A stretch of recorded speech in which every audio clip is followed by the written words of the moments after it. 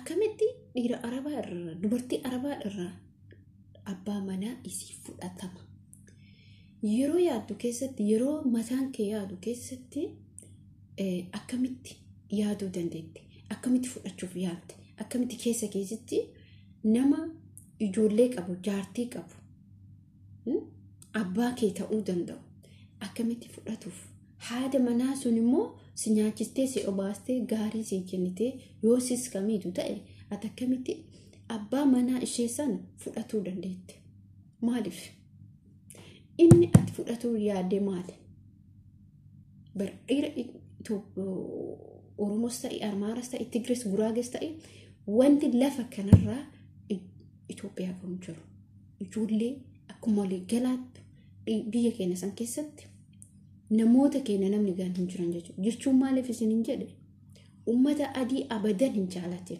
hamma feete bira hojjedhu jechuudha hamma feete miiliyoona yoo inni sii kenne ummata adiif iddoon kennin ummata adii iddoo kennu manna wallahi ummata Amaaraa sanii iddoo kennuutu caala maaliif yoo kana kan jedhu ta'e waan fedhistaatu nama biyya keetii dhiiga keetii sis nyaadhu sis garuu ummanni adii abatan jechuudha. Assalamu alaikum warahmatullahi wabarakatuh. Jirtu akkam nagaa keessan fayyaa keessan jirtu. Isin nyacha video kana sumaan like share subscribe gochuun dagateen ani muna 24 yookiin muna 24 jechuudha. Video nar isin qabadee dhufe akkamitti mana namaa hojjattee isirraa nyaattee isirraa dhugdee deebitee abbaa manaa isii san fudhachuuf yaalta.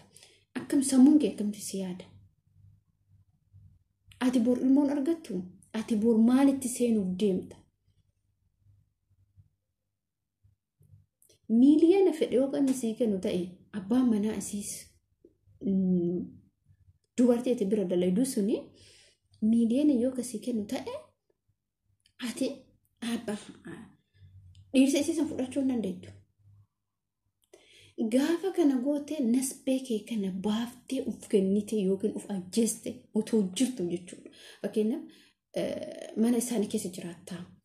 Yeroo amma kaameraan jechuudha ati hamma feete waan feete kan taatu kaameraan bakka hunda jira kaameraan duubatti rabbi keessatti saaxilutu jira jechuudha boleenki akkamitti dhiira keessattuu uummata adii akkamitti yaadda miiliyoona si haa kennu bara hamma fedhe dubartii asirratti suuraa irratti argitan kun jechuudha nama mana namaa dalagee abbaa manaa ishee wajjin jiraataa turedha jechuudha mana namaa dalagdii abbaa mana dubartii isin bira dalaydu jechuudha jiraataa turte akkamitti ta'a akkamitti yaadda akkamitti sammuun keessi yaadda maal dalagattu bara ati ammallee yeroo mallaqa isarra jaatuuf yeroo isa wajjin jiraattu teettee nyaattu dalaydee nyaatta jechuudha addatti sii kennan itti si obaatan itti garuu inni yeroo dhufetti bakka fedhe oolee dhufee sitti fayyadama togongorte ijoollee yaada akkana sammuu keessan keessatti dhumta erga biyyaa baatanii erga biyyaa baanii dalaganitti daydeef kakkee dalagadhu nyaadhu rabbiin barakaa keessa si kaa'a yoo duraan dalayde yoo duraan raawwattes waan akkanarraa deebi keessattuu mana namaa dalayde deebitee waan kana dalaguu jechuun uf ajjeesu jechuudha ati otoo hin du'in uf ajjeefti utuu rabbiin sin ajjeesin ofii keetii deebitee mana namaa keessa teettee dubartii bira dalaydu abbaa mana isii wajjin jiraachuu jechuun otoo jirtu uf ajjeeste jechuudha. Jirtuu uf ajjeeste mormaa gatti. Kun maaliif barbaachisan? Akkamitti otoo jirtu uf ajjeesta? Wallaahi haalli amma ilmi namaa keessa jiru hamaadha.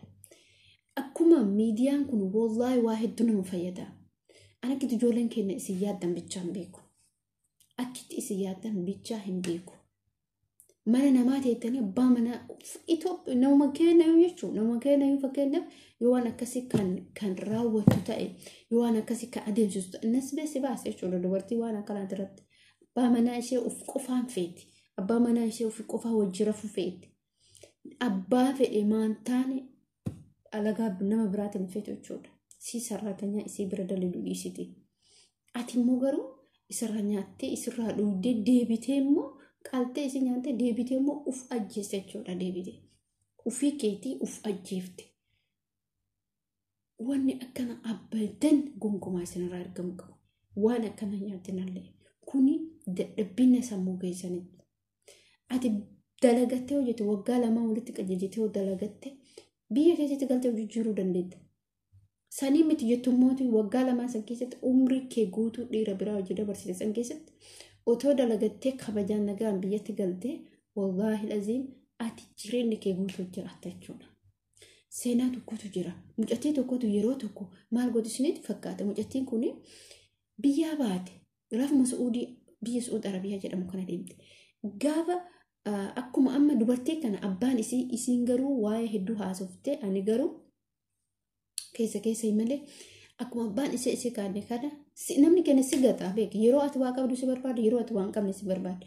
Isi akkasitti gatee amma jechuudha. Dubartiin kun garuu abbaa isiitiif jettee abbaa kee jijjiiruu fi ofillee jijjiiruuf jettee dhiira Arabaa hojii jiraattee booddee immoo dubartiin isiin maan jiraate sun otoo isiin hojjetaa jirtu fooqi sadaffarraa rakkirraa dhoofte lubbuu isiitu galaafatte haa ta'u garuu isiin immoo otoo biyya Suud Arabiyaa keessatti hin beekin gara Itoophiyaatti feete jechuudha.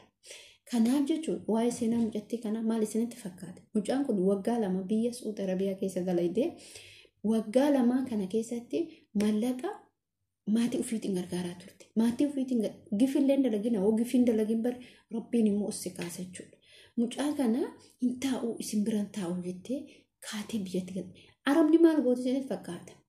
Paaspoortii isii keessatti kadhaamee jedhame akka isiin nama ajjeeftee biyya sanii galteetti paaspoortii isii keessatti dhaamee gaafa isiin ammallee yeroo achi baatu jechuudha. Yeroo achi baatee amma eegaltee maatiin isii suni ammas isiin ofirra deebe waan xiqqoo harkaa qabdi beekaa mallaqa ammas ofirra deebe jettee kaatee gara biyya Arabaa yeroo deemtu paaspoortii yeroo fiddee haaromsiisuuf deemtu paaspoortiin isii sun akka isiin nama ajjeeftetti achirratti chaampaa dhadhaamee jira jechuudha. Keessa paaspoortii jechuudha. Yeroo ilaalanuu ati nama akkana gootee jirta jedhaniini gaafa kaanii mucatti fuudhanii hidhaa galchan jechuudha. Mucattiin odumaan turin ofirra waan wanta paaspoortiin isiitu dhumne ofirra deebita jetteetiniini soorii dhiifama. Yeroo jettu paaspoortiin isii keessatti dhaamee waan jiruuf gaaf kaanii kan akkana biyya tokko socho'uu hin dandeettu jedhanii nama akka nama yakka tokkootti isin galee akkasitti paaspoortii isiidhaanii ergasii seera mitiire Itoophiyaa keessatti qabamtee waggaa lama mana hidhaa teesse. Maaliif isin hin jedhe abbaan namitti kana isin sababa abbaa isii mana nama hojjettee deebitee immoo hojjaa dubartii bira hojjettu san abbaa manaa isii wajjin jiraachuu isii sababa abbaa kiyyaa fi jireenya kee jijjiiruu kan jette irraa jechuudha. Mucattii kana waggaa lamaa kana jechuudha. Mana hidhaa keessatti abbaan isii obboleessi zariin isii tokko illee hin gaafanne. Kuni seenaa baay'ee garaa nama nyaatudha jechuudha. Dhugaa dubbachuu gaaf kana mucaan kuni gifii tokko hin dalayne ka achillee hin galaan malee nagaan gala malee waan biraatiif hin baane. Gaaf kana namni wayiitu jira.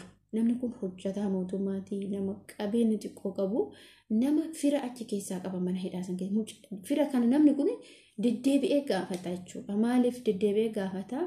Fira isaa kan deddeebi'ee gaafata. Mucaa kana namni tokko namni dhufee gaafatu hin jiru jette. Mucaan kun seenaa garaa nama nyaattu dubbatte jechuudha.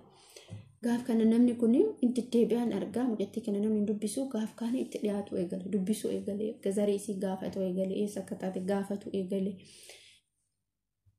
Jetteen inni miti waan hundaa hundumtee abballee haadhallee obboleessallee hundumaa akaakakutti akaakiyyattiin qaba. Kan jettu himtee garuu namni tokko dhufee hin gaafanne bakka gaaf kaanii namni kun mucattii suni waa tokko balleessitee miti jechuudha. Waa tokko balleessitee miti maaliif isin fedhinnaa mana sanii maaliif namni waan achi keessatti yookiin waa hedduutu nama mudata mana namaa kana keessatti gaaf kaanii namichi sun baasee mucattii sun fuudhe jechuudha. Ilaa ati hin gafin waa'ee maalirratti irraa kaasee intala abbaa manaa isiitii abbaa isiitii jettee abbaa dubartii bira dalaydu abbaa manaa isii wajjin sababa abbaa manaa isii waan hin taane raawwattee boodarra immoo nasbee ofiitu dhabuuf dhabdee akkuma dhabdeetti waan kana raawwattee jechuudha. Mucaan sun hin gafne jechuudha. Mucaan sun hin gafne jireenya ammas jechuudha. Jireenya isin jiraattu maatiin isii bar maatiin kennu bari namni kennu kun xiqqoo yoo ati rakkattu wallaahi isin bira dhaabbatani. Yoo ati waa qabaate mucaa sana achitti guyyaa tokko too dhufanii gaafate waggaa lama mana hidhaa keessa turte waggaa lama booda baate waggaa lama sanuu namichi suni akkasitti nama sanii baate jechuudha. Waa hunda qoratanii waan hunda gaafatanii deebi'anii ammallee injiraamiti waan hunda fichisiisee namni sun deebi'ee isii fuudhee isirraa ilmaan sadii argate jechuudha. Maaliif maatii keetiif jettee waan hin taane waan dhiyaate mana namaa dalagaa gargaaruu dandeetta mallaqa kee garuu waan hin taane keessa maaliif seenta wanni amma fakkeenyaaf nama biraa wajjin jiraatuun qarqaarsa maataa keetiitiif faayidaa sii qaba immoo miidhaa sii qaba. Miidhaa guddaa qaba inni ati gargaartu irra miidhaa caalu sirra ga'utu caala jechuudha. Ati maatii kee waan kana dalagdee fedhii nama wajjin waan haraam dalagdee ati maatii kee duroomsitu rabbi ka duroomsu jechuudha. Duniyaan ta'e keessa rabbi ka barakaa sii qabu ati kana dalagdee barakaan godhatu duniyaan ta'e sobaa kun jechuudha. Warroonni waan akkana dalagdaniif isin jedhe. Kanaaf jechuudha boleeyyan kee warroonni waan akkanaan mataa keessatti yaaddan warroonni dhiirota arabaa dargaggeessa dhiirota hindi abbadan namoota akkanaa kana ijuma baddeen ulaalin jechuudha. Wallaahi inni warqeen dhiira biyya keetiiti. Wallaahi bii ummata adiitti heerummanna ati Tigiritti yoo heerumte na gammachiisa maaliif dhiiga biyya keetii waan ta'e ati Amaaratti yoo heerumte na gammachiisa nama ummata adii waan jibbu keessa jireenya kee keessatti ummata adii malee waan takka hin jibbu wallaahi lazee maaliif kabajan qabdu isaan biratti dubartiin waa'ee Itoophiyaa dubbatte maal jettee dubbatte Libnaanidha dubartiin sun jechuudha. Libnaanidha dubartiin kun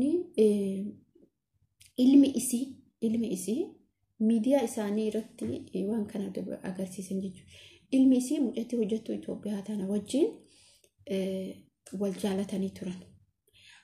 Gaafa kana hin beekte haati mucaa jechuudha haati namichaa gurbichaa hin beekte yoo beekte jettutti hin jaaladha ani jaaladha jechuudha egalee gaafa nanitti gaaf kaanii namittii kana dubartii kana fidanii ilmoo irraa argate beeka garuu intala sanirraa gurbichi ilmoo irraa argate ergasiin haati gurbaa maraattee diddee gargar baafte jechuudha. Gaafa kana namni sun miidiyaa irratti fidee haadha gurbaa sanii gaafate.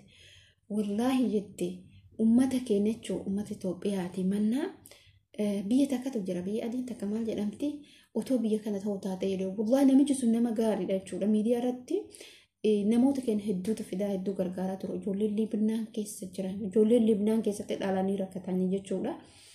Namni suni gaafa kaanitti dubartiin suni ani ummata sanii manna ummata Itoophiyaati manna ummanni kun saraatanyaa ta'e otoo isiitti fuudheerra na gammachiisetti. Echi saraatanyaa hojjetuma maan rakkoo qaba jenne hin barbaadu ani jette jaran barbaadu jette. Akkamitti niitii ilma kiyyaati jedha. Isiin hoo maali jette akkitti isaan isin jibban keessatti beekuu qabdan. Isin bakka isin uummati yeroo tokkoof jaalalumaaf yookiin fedhima yeroo muraasaatiif nama sanatti dabalamtanii borgala rakkoo keessa seenurra inni isin sun maal jette isinillee hojjattu fudhataama isin filatte kunillee biyyi sun biyya maal jedhamti biyya takka garuu as keessallee ijoolleen akkasii hojjetu hin jirti. Isaan kiristaana garuu beesu isaan ummata Itoophiyaa kana manna isaan kana otoo na bira hojjettee isiniiti ilma kiyyaati jedhaan jette filatte jechuudha. Hammam ummanni adiin jibbaan nu qabu kana beekuu qabdan. Zim jettanii ulkaatanii xilliq hin jedhina. Zim jettanii ulkaatanii nama duniyaa laaltanii ittiin lixina. Isuma biyya keenyatu ka duniyaa qaburra hiyyeessa waan qabnu hojii jiraatu rabbiin sii dabarsa. Dhuguma kana waan nama jiru jechuudha. Kanaaf jechuudha viidiyoo keessanitti dheeressee jira. Viidiyoo biraatiin hamma walitti deebinutti laayik gochuun sheer gochuun hojii jabeessaasanii jechuu barbaada. Hordoftootaaf kabajamtoota kiyya wantoonni hedduu walirraa baran inshaallah rabbiin nu halaafisu. Ifaan keenya likkiin jiru bir jedha jechuudha kana. Kanaafiyyuu yoo qeeqa qabaattanii akkasuma yoo yaada gargaraa akka qabaatan ta'e nu barreessaa. Seenaa mudannoo warroonni qabaatan nu barreessaa isin jechuu barbaada. Kanaaf assalaamu alaykum warahmatullahi wabarakatuh. Hamma viidiyoo biratti walitti deebinutti nagaan tura. Sheer godhaa. Warroonni sheer bira geettan sheer godhaa.